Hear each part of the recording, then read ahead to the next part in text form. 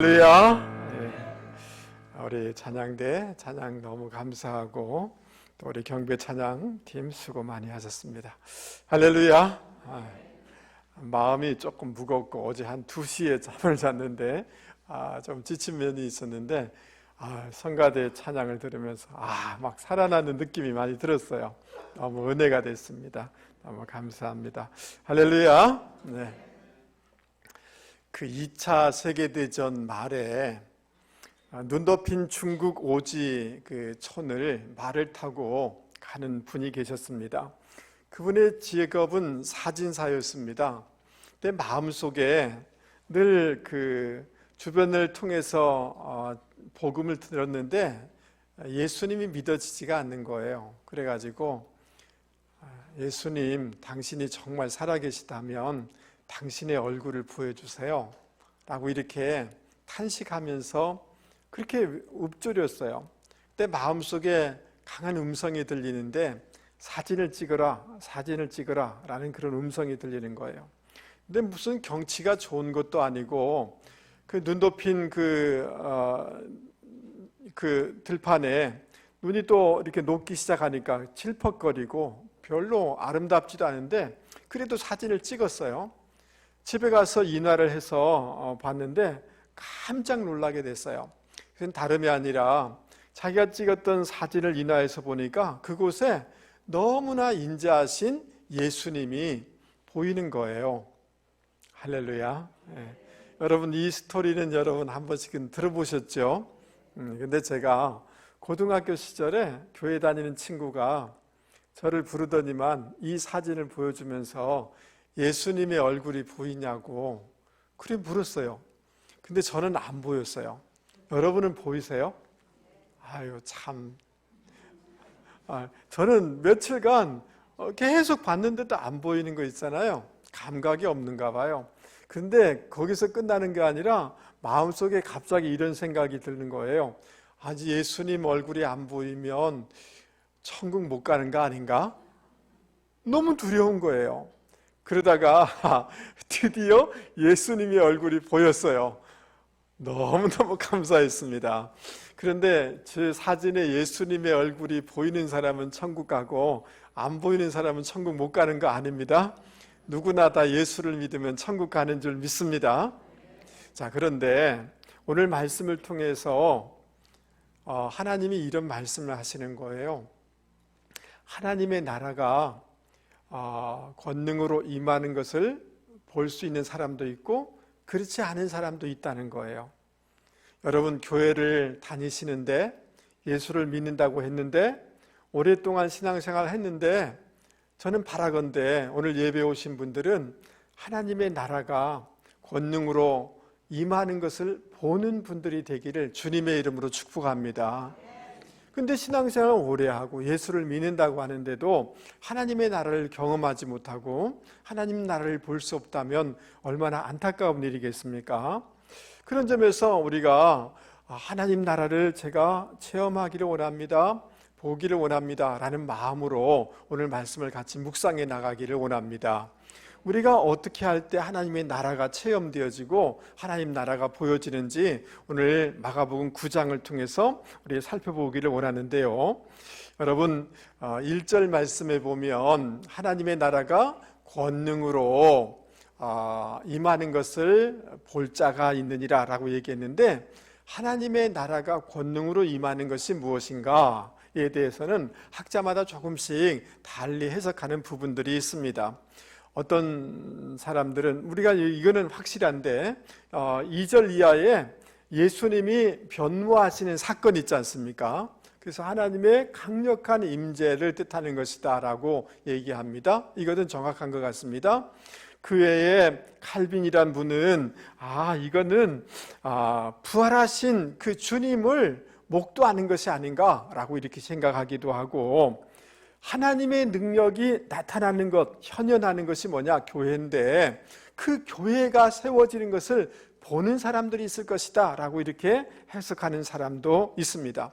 또 어떤 사람은 오순절 성령의 강력한 강림으로 하나님 나라를 체험하는 것이다 라고 설명하는 분도 있습니다. 아무튼 여기 하나님의 나라를 여러 가지로 설명할 수 있지만 중요한 것은 뭐냐 하면 하나님 나라가 미래에만 있는 것이 아니라 현재적으로 우리 가운데 임하는 것을 보게 된다라고 말씀해주고 있는 것은 분명합니다. 그래서 예수님이 이 땅에 성육신하신 성육신의 복음을 깊이 묵상하면 나를 너무나 나의 상처를 보듬어 주시고 나와 함께 해주시는 그 하나님 나라를 경험하게 되는 줄 믿습니다. 예수님의 말씀을 곰곰하게 묵상하게 되어지고 붙잡게 되어지면 말씀의 능력이 있어서 그곳에서 하나님 나라를 경험하게 되는 줄 믿습니다. 주님의 십자가의 복음을 온전히 의지하게 되어지면 죄 사함의 은총을 경험하는 하나님의 나라를 경험하는 죄와 사망에서 자유케 되는 하나님 나라를 경험하는 역사가 있게 되는 줄 믿습니다. 부활의 복음을 온전히 의지할 때 부활의 능력으로 일어서는 하나님의 나라를 경험하게 되는 줄 여러분 믿을 수 있기를 바랍니다. 그러나 예수님이 재림하심으로 100% 완전한 하나님의 나라가 경험되게 되는 줄 여러분 믿을 수 있기를 바랍니다. 자, 그런데 우리가 왜 마가는 오늘 예수님이 변모하는 이 사건을 이곳에 기록하고 있는지 그것을 우리는 이해할 필요가 있어요.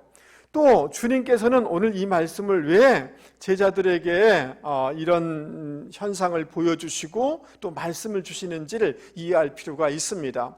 여러분, 우리가 8장, 9장 앞에는 8장이 있겠죠? 8장에 보면 31절 이하에 보면 주님께서 제자들에게 뭐라고 말씀하시냐 하면, 자, 이제 내가 그 종교 지도자들에 의해서 핍박을 당하여서 십자가상에서 죽게 될 거야. 그리고 3일 만에 내가 다시 살아날 거야 라는 말씀을 주신 거예요. 여러분도 어떤 사람의 얘기, 충격적인 얘기를 들으면 뒤에 얘기는 못 듣고 그 앞에 얘기만 고정되는 경우가 있지 않습니까? 제자들은 그렇게 따랐던 예수님이 돌아가신다는 이 말에 너무 충격을 받은 거예요. 그 뒷부분에 주님이 부활하신다는 말은 들려지지가 않는 거예요. 그러니까 주님이 돌아가신다고 하니까 그게 너무 충격으로 다가오고 너무 두렵고 걱정스러운 거예요. 뿐만 아니라 그 8장 뒷부분에 조금 더 가면 34절, 35절 말씀에 이렇게 얘기합니다. 우리 같이 한번 읽어보도록 하겠습니다. 누구든지, 시작. 누구든지 나를 따라오려거든 자기를 부인하고 자기 십자가를 지고 나를 따를 것이니라. 누구든지 자기 목숨을 구원하고자 하면 잃을 것이요 누구든지 나와 복음을 위하여 자기 목숨을 잃으면 구원하리라. 나를 따라오려거든 십자가를 지고 나를 따를 것이다. 죽으면 산다. 이런 얘기를 말씀하시는 거예요. 저는 예수 믿고 처음 이 말씀을 듣고 너무너무 부담스럽더라고요. 저는 예수 처음 믿고 이 말씀을 들을 때, 여러분, 이 말씀을 듣는 예수님이 돌아가신다는 말씀, 십자가 져야 된다는 말씀, 죽어야 된다는 말씀, 이런 말씀이 제자들에게 너무 위축되고 걱정스럽고 염려가 되는 거예요. 그런 제자들에게 용기를 북돋우기 위하여서 주님 오늘 이 사건을, 이 변형되는 일들을 이루신 것을 우리는 알아야 할 것입니다. 뿐만 아니라 지금 이 마가복음을 접하고 있고 듣고 있는 마가 공동체는 어떤 상황이냐 하면, 예수님의 재림을 기다리고 있지만 지금 순교의 상황이 지금 그 마가 공동체 교회의 그 상황인 거예요. 자칫하면 죽음 앞에 던져질 수밖에 없는 상황이단 말이죠. 그러므로 이 마가는 이 예수님이 실제 이루셨던 이 일을 기록하면서 지금 시간이 지난 후 마가 공동체의 성도들에게 너희들 이 믿음의 길을 걸어가는데, 제자도의 길을 걸어가는데 두려워하지 말라고 라고 그들을 격려하기 위해서 이 예수님의 변모 사건을 기록하고 소개해주고 있는 거예요. 할렐루야. 자, 우리는 육신을 가지고 있기 때문에 이 땅을 살아가면서 실존적으로도 많은 어려움이 있어요. 예상치 못한 질병을 앓기도 하고, 또 경제적으로 많이 힘들기도 하고, 또 뿐만 아니라 참 사람의 말에 우리는 너무 약하잖아요. 열심히 산다고 살았는데 아무 생각 없이 상대방이 던진 말 때문에 너무 밤잠을 못 자고 힘들어할 때가 있지 않습니까? 이런 것들이 우리 가운데 있어요. 도무지 풀리지 않는 어떤 상황 때문에 너무너무 힘든 것들이 우리 실존 가운데 있습니다. 뿐만 아니라 신앙 때문에 그렇게 행동하지 못해서 때로는 모욕을 당하기도 하고 핍박을 당하기도 하고 어려움을 당하는 경우들이 많이 있단 말이죠. 그 제자들이나 마가 공동체에 당했던 그런 어려움들이 우리 가운데 있는데, 중요한 것은 뭐냐 하면 이런 상황이라 할지라도 주의 성령이 우리 가운데 충만하게 임하게 되어지면 하나님의 나라를 체험하게 되는 줄 여러분 믿을 수 있기를 바랍니다. 할렐루야.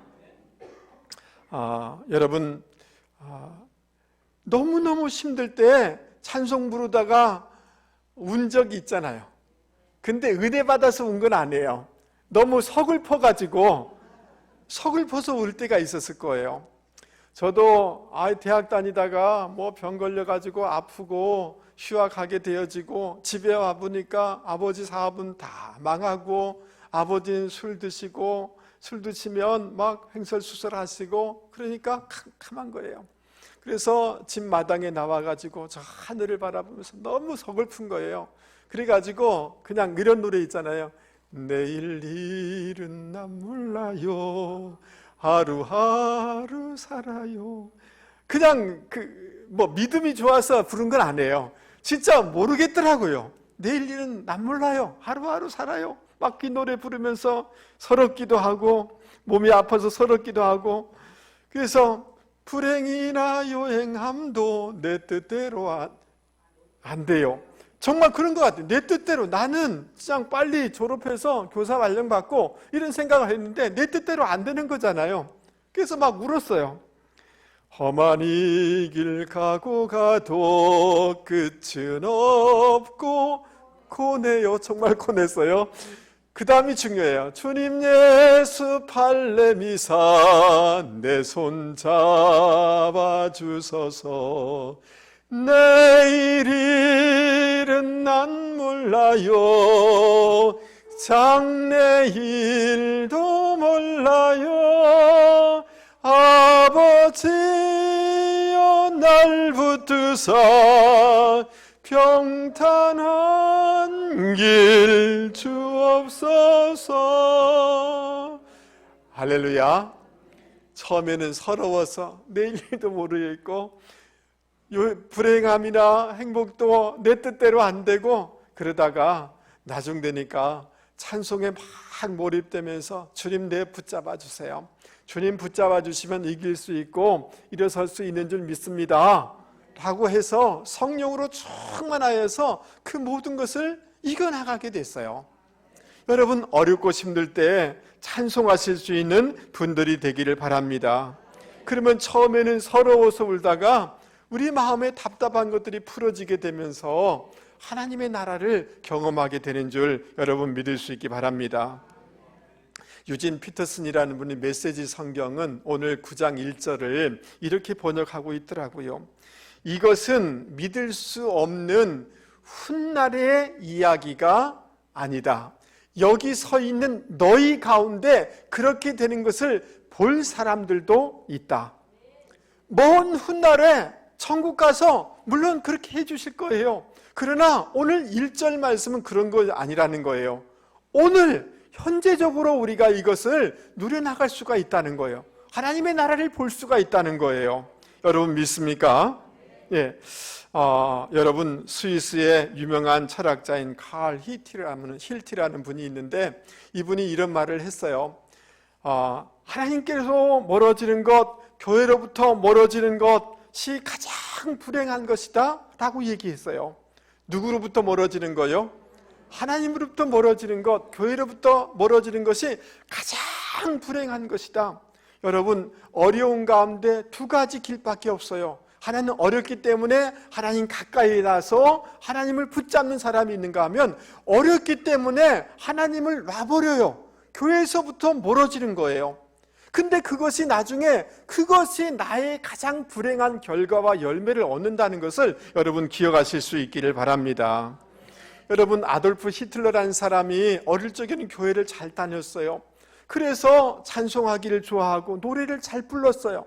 그리고 목사님이 설교하는 것이 너무 멋져 보여서 몰래 강대상에 올라가지고 목사님 흉내를 막 내기도 했어요. 그러니까 마음이 늘 양심이 살아있는 거예요. 다친 사람을 보면서 가슴 아파하고 가난한 사람을 위해서 베풀기도 하고 그랬어요. 그러나 그가 하나님을 멀리하고 교회를 멀리하는 순간 그의 양심이 마비됐어요. 그래서 유대인 600만을 죽이는데도 눈 하나 깜짝하지 않고 죽이는 사람이 돼버린 거예요.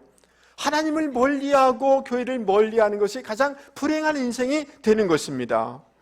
여러분, 주님의 십자가와 교회는 마치 산에 있는 푸르른 산과 같아요. 저 남미와 이런 곳에 그 많은 그 나무와 같은 거예요. 나무는 탄소 같은 것들을 포집하고 산소를 공급해줘서 이 지구에 좋은 공기를 제공해주는 역할을 하는 거잖아요.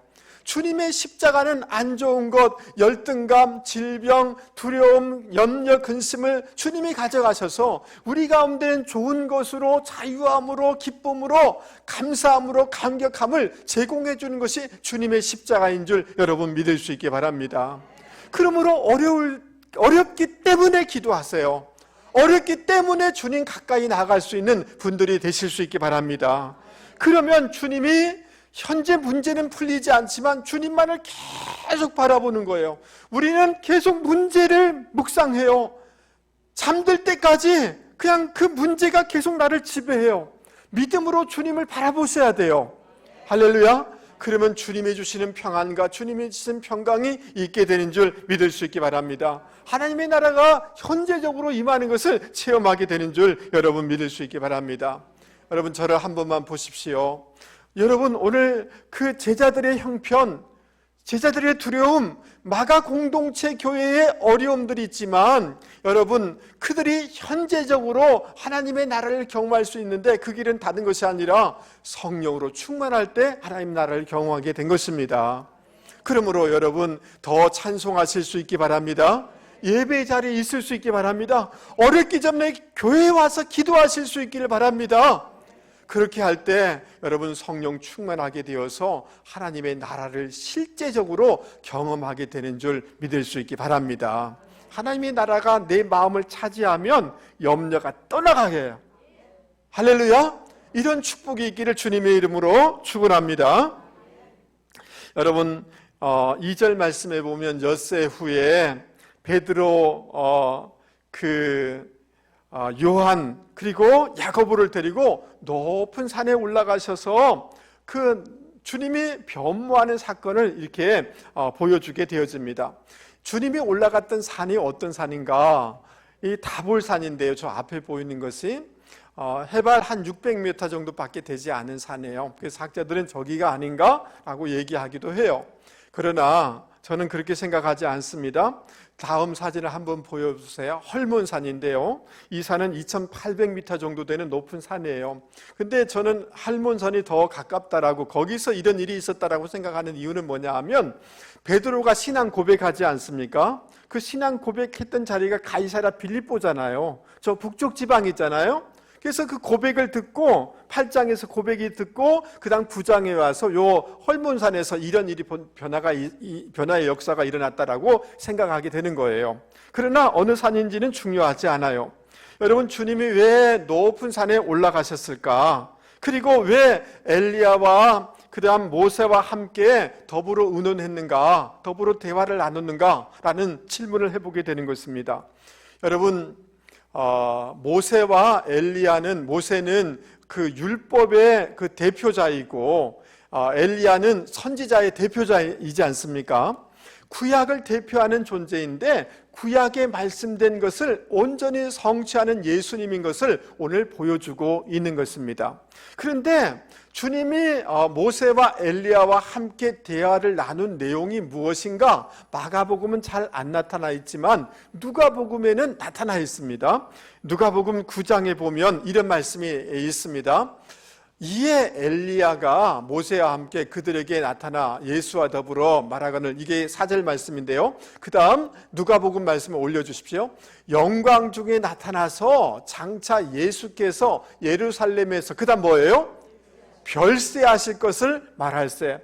주님이 별세하실 것을 얘기했다는 거예요. 별세라는 말은 엑소더스예요. 이것은 무슨 말이냐 하면 주님께서 이 땅을 떠나실 것을 얘기했다는 말이에요. 주님께서 십자가 지셔서 지실 것을 그 두 사람하고 대화를 나누었다라는 이런 말씀인 것입니다. 여러분, 주님께서 얼마든지 편한 길, 영광의 길, 이 길을 걸어갈 수 있지만 그 구약에 대표하는 그 모세와 엘리야하고 나는 십자가를 통하여서 사람들의 구원의 이 일을 이루어야 되겠다라고 결단하시고 그것을 나누신 거예요. 구약의 성기 약속된 말씀대로 그 길을, 십자가의 길, 사명의 길을 걸어가야 되겠다라고 주님이 말씀하시고 그렇게 표현하신 거예요. 그것을 하나님께서 가만히 보시고 들으시고 너무 하나님이 기뻐하신 거예요. 그래서 하나님께서 영광으로 임재하시고 강력하게 그곳에 함께하여 주신 거예요.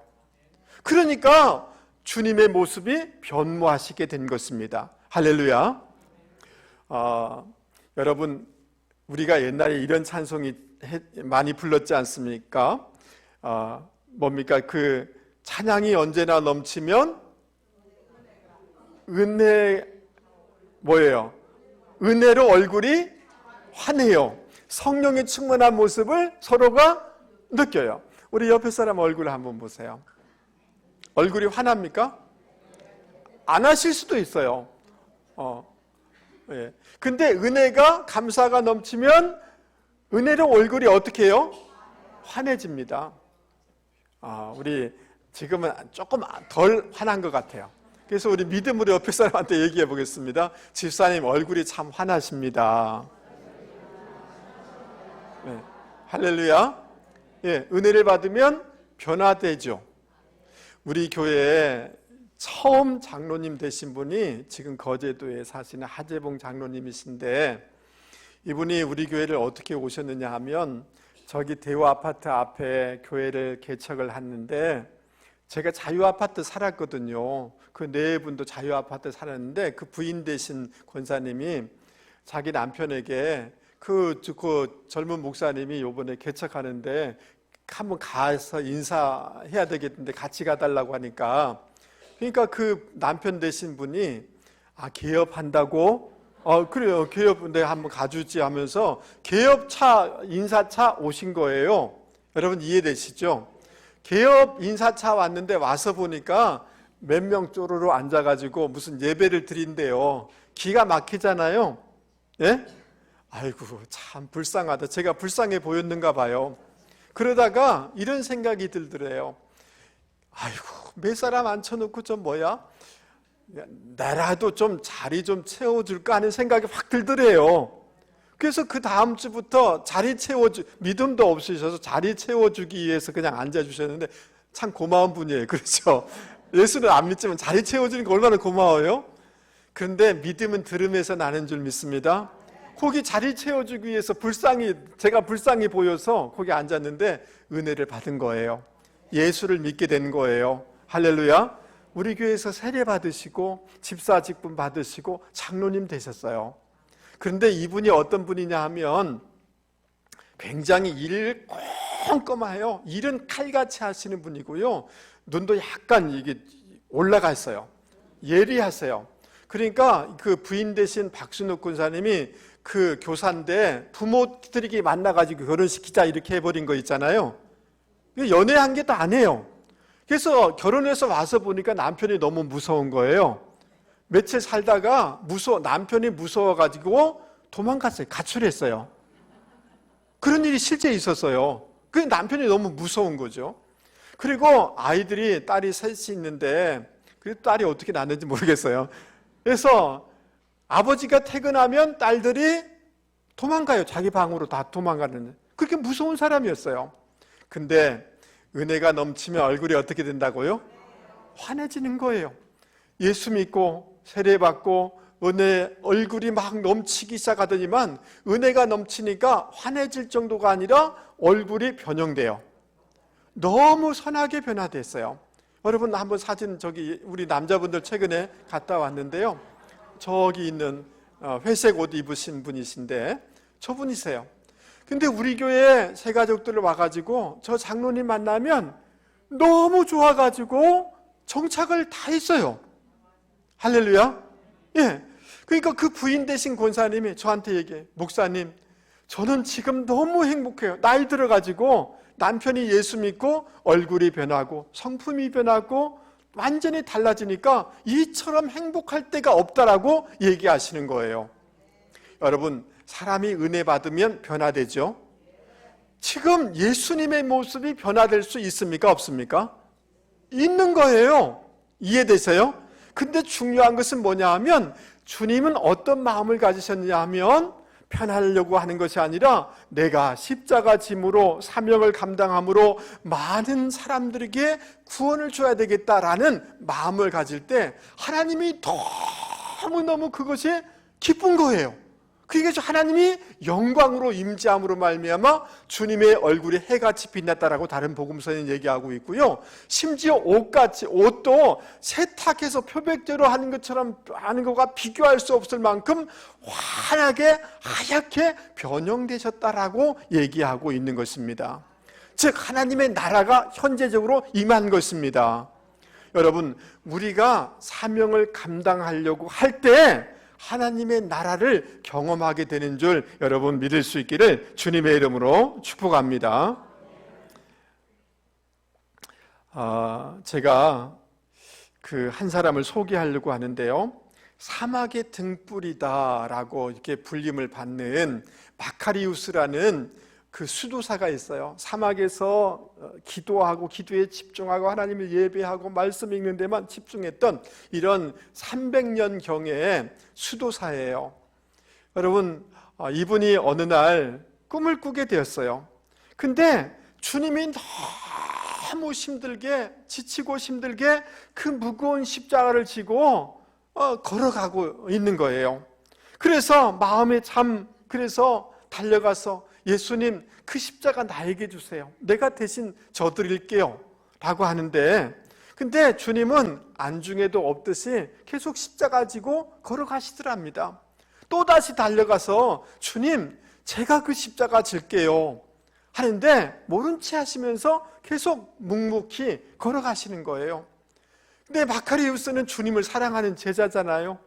마음이 너무 아프고 또 한편으로는 당황스러워서 또 주님 앞에 달려가서, 주님, 그 십자가 내가 져드릴게요. 주님 너무 힘드시잖아요.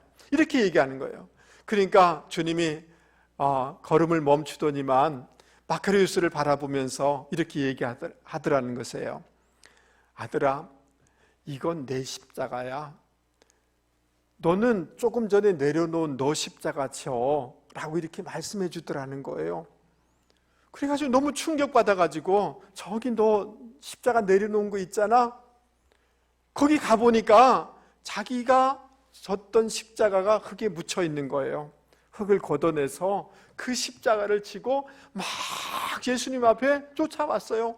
와서 보니까 예수님 뒤에 그렇게 무겁고 힘든 십자가가 없어진 거예요.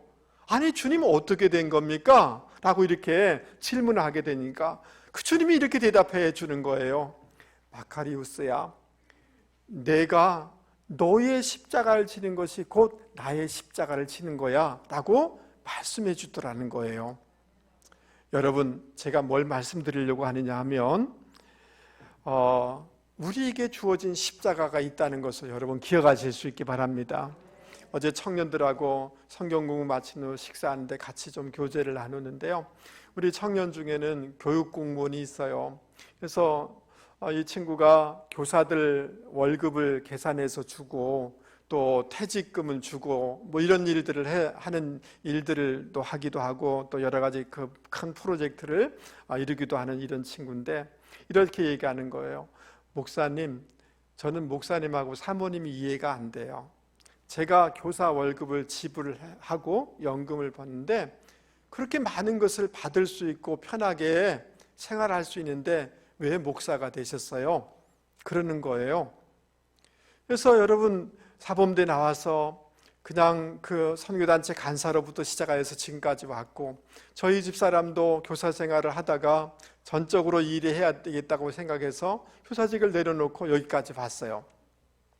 그런데 우리 교회를 이렇게 개척하는데 제가 부목사로 있던 교회에서 거의 1억 정도 되는 돈을 개척 자금으로 도와주셨어요. 별로 놀라지도 않으시네요.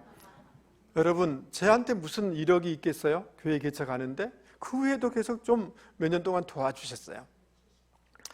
그런데 가만히 생각해 보니까 돈으로 따지면 내가 그냥 돈 없이 주님 나라를 위해서 헌신했던 그 기간만큼 그 정도를 하나님이 되돌려 주셨다는 생각이 들었어요. 여러분, 이해되세요?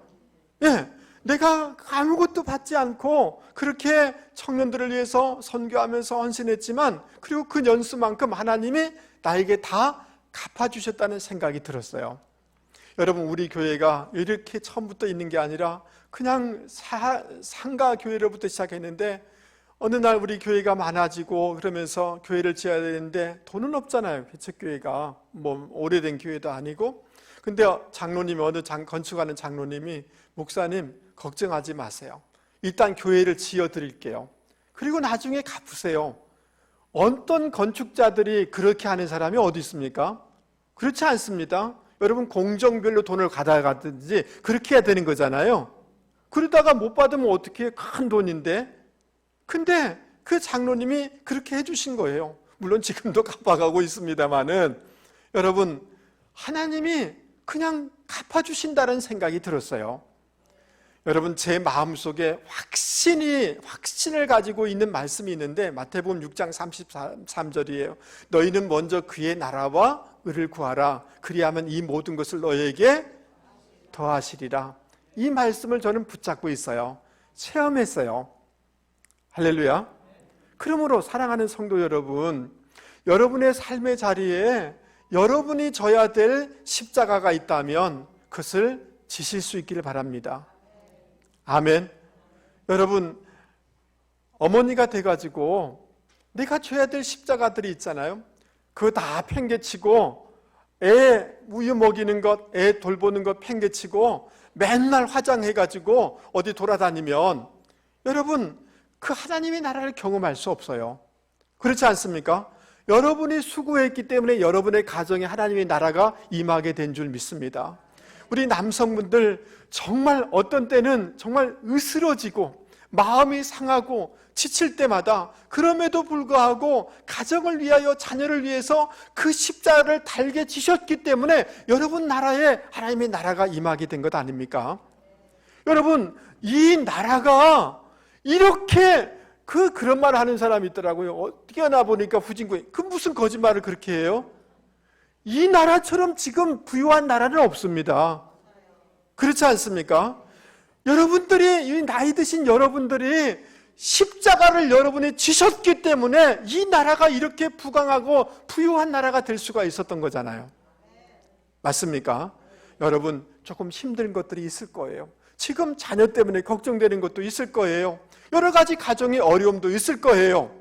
그러나 그 십자가를 주님처럼 달게 지실 수 있기 바랍니다.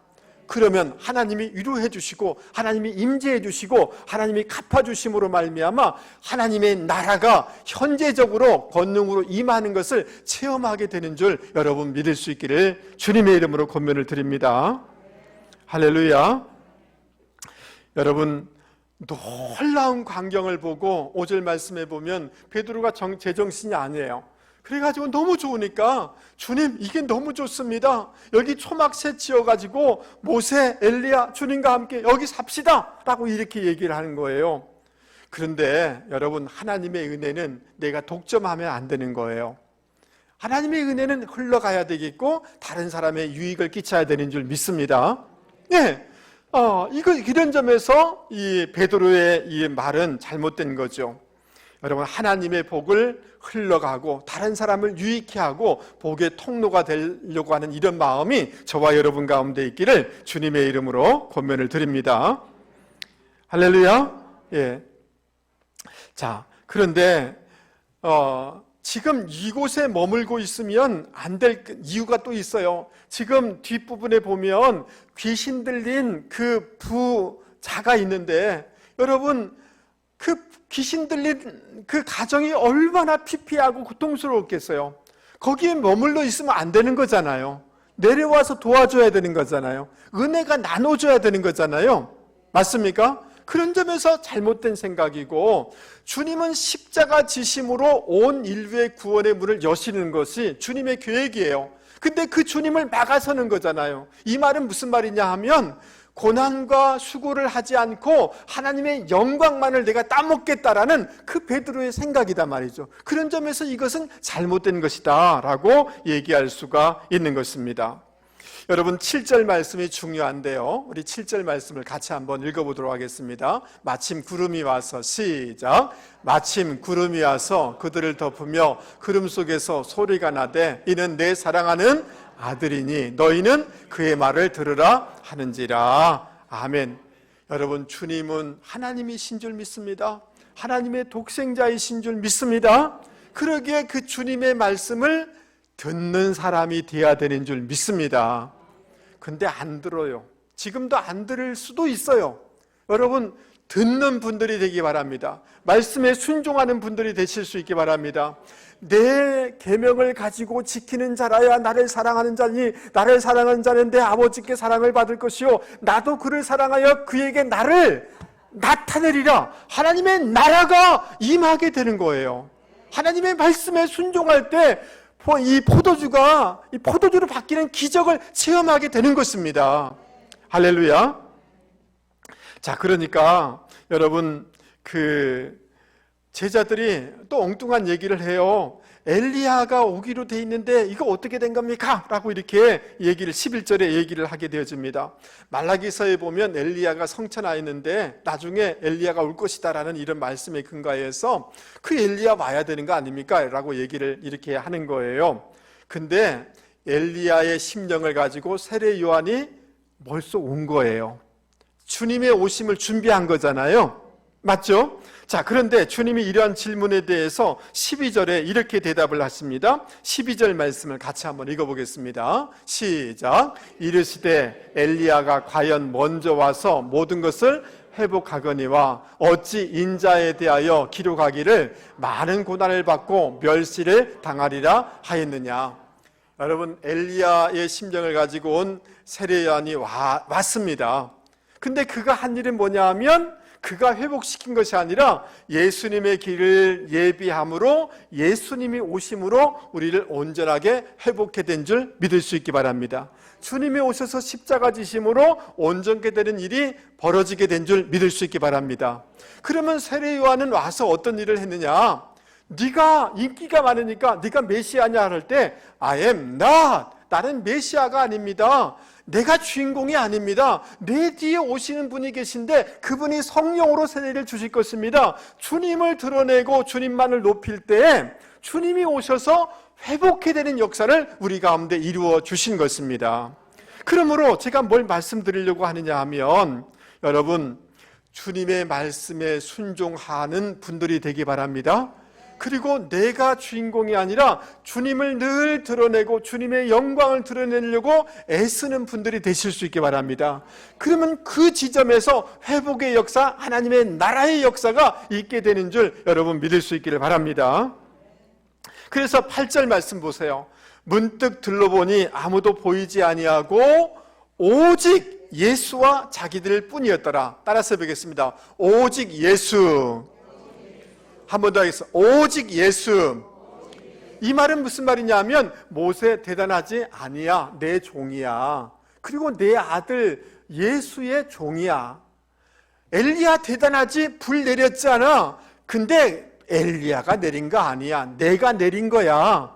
엘리야는 내 종이야. 그리고 나의 아들 예수의 종이야. 준비하는 존재야. 주인공은 오직 예수밖에 없어 라는 말씀인 거예요. 여러분, 여러분이 주인공이 아니라 예수님이 주인공이 되실 수 있기를 바랍니다. 나는 I am 나, 나는 숨겨지고 주님만 드러나게 하는 분들이 되기를 바랍니다. 그럴 때 그곳에 하나님의 나라가 임하게 되는 것입니다. 여러분, 그 일제시대를 지나고 6.25 시대를 지나고 몸이 다 병들어 망가져서 콩팥, 방광이 다 망가져서 수술로 다 드러낸 초등학교밖에 나오지 않고 교회의 조그만 집 옆에서 교회 종치기로 살았던 권정생이라는 신앙인이 쓴 그 동화가 있습니다. 그 동화가 뭐냐면 강아지 똥이라는 동화예요. 저도 갖고 있어요.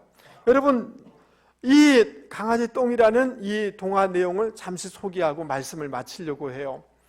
도린의 신둥이가 골목길 담길에 똥을 넣었어요. 그게 강아지 똥이 탄생이 된 겁니다. 그런데 여러분, 이 강아지 똥은 금세 천덕꾸러기가 됐어요. 참새가 그 쫓아보고는 냄새 난다고, 더럽다고 날아가 버리는 거예요. 근데 소달구지가 바퀴 자국에 이렇게 뒤둥거리던 흙덩이가 뭐라고 얘기하냐면 너는 똥 중에 제일 더러운 개똥이야 라고 이렇게 놀리는 거예요. 이 강아지 똥은 너무 외톨이가 된 거예요. 나는 왜 이렇게 태어나게 됐을까? 나는 아무 쓸모가 없는 존재이구나 라고 이렇게 탄식을 하게 되어져요. 어느 봄날이 됐어요. 지금처럼 따뜻하게 되어지자 자기 옆에 민들레가 파란색 싹을 피우는 것입니다. 그러면서 이렇게 얘기하는 거예요. 나 좀 이따가 노란 예쁜 꽃을 피울 거야. 나는 그런 존재야 라고 하는 거예요. 너무 부러운 거예요. 자기는 뭐예요? 강아지 똥이에요. 맨날 놀림받는 거잖아요. 너무너무 부러운 거예요. 그런데 민들레가 이렇게 얘기하는 거예요. 내가 아름다운 꽃을 피우기 위해서는 거름이 필요해. 너가 나에게 거름이 돼주면 안 되냐? 이렇게 묻는 거예요. 그거 어떻게 되는 거야? 네가 다 부서져서 고스란히 내 몸속에 들어오게 되어지면 아름다운 꽃으로 피어나게 되는 거야 라고 할 때 이 강아지 똥이 그래? 나도 그렇게 필요한 사람이야? 나로 말미암아 그런 일이 벌어질 수 있어? 라고 하면서 민들레를 꼭 껴안았어요. 그날 비가 4일 동안 비가 내리기 시작합니다.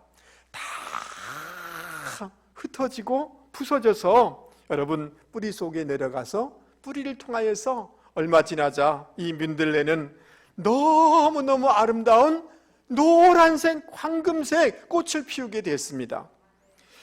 여러분, 이 동화의 끝은 이렇게 맺고 있습니다. 봄이 한창인 어느 날 민들레 싹은 한 송이 아름다운 꽃을 피웠어요. 향긋한 꽃 냄새가 바람을 타고 퍼져나갔어요. 방긋방긋 웃는 꽃송이엔 귀여운 강아지 똥에 눈물겨운 사랑이 가득 어려 있었어요. 여러분, 그 강아지 똥이 다 자기가 부서지고 자기가 부인되어질 때 아름다운 꽃으로 태어나게 된 거잖아요. 주님이 다 부서짐으로 우리가 이렇게 놀라운 구원을 받게 된 줄 믿습니다. 세례요한이 I am not, 주님의 말씀에 순종하고 자기가 부서지는 순간 회복의 주님으로 말미암아 놀라운 하나님의 나라가 우리 가운데 부어지게 된 줄 여러분 믿을 수 있기를 바랍니다. 말씀을 마치려고 합니다.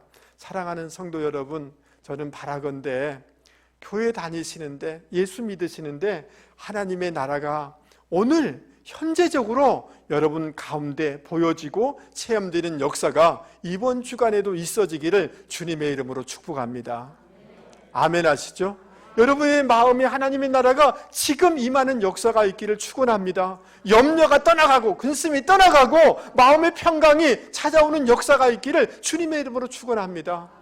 그럴 때 어렵기에 더 기도하시고 주님께 집중하시고 그냥 찬송하세요. 할렐루야. 말씀 앞에 막 서세요. 그러면 성령이 충만함으로 하나님의 나라가 나를 지배하는 것을 반드시 경험하게 되는 줄 여러분 믿을 수 있기를 바랍니다. 여러분, 저는 여러분에게 십자가를 피하라고 권면하고 싶지 않습니다. 남편 때문에, 자녀 때문에, 부인 때문에, 가정 때문에 져야 될 십자가가 있습니까? 여러분, 달개지십시오. 하나님이 함께 해주십니다. 하나님의 나라를 주십니다. 할렐루야. 하나님이 반드시 갚아주실 줄 여러분 믿을 수 있기 바랍니다. 부모님을 져야 될 분들이 계십니까? 부모님의 짐을 지십시오. 할렐루야. 하나님이 갚아주십니다. 아멘 하시죠? 하나님의 나라가 임하게 될 줄 여러분 믿을 수 있기 바랍니다.